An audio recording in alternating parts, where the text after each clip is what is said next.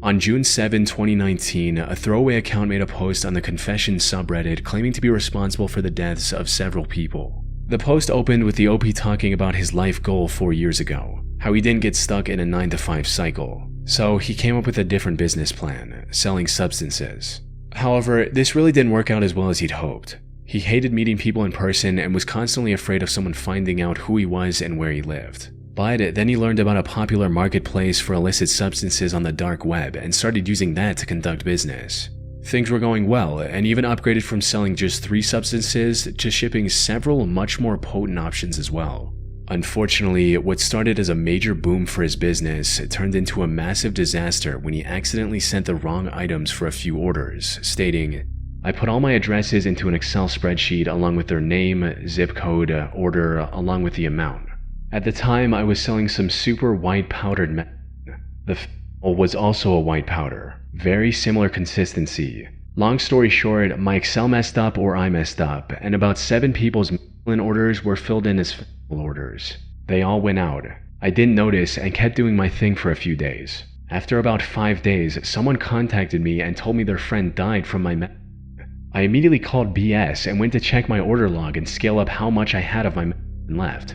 Well, I had about 11 grams more than I should have. I still don't know how it could have happened. I wasn't a user, but I definitely was high."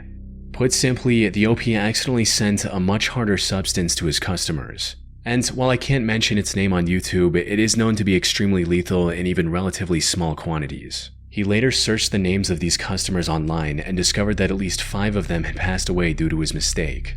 The sheer gravity of his actions prompted him to immediately abandon the drug trade and rebuild his life, stating, "I immediately deactivated my vendor account. I didn't even need confirmation. I knew what happened.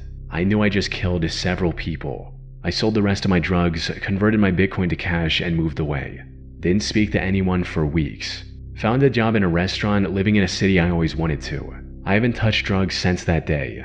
I haven't had anything to do with that life since then."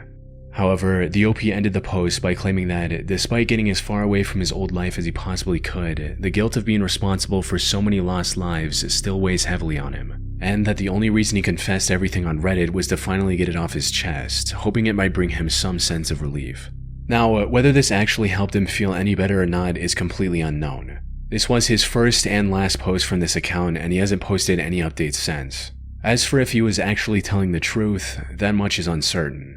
It's near impossible for me to track down any news articles about his unfortunate customers, given that over 100,000 people every year lose their lives from that same substance. That said, many users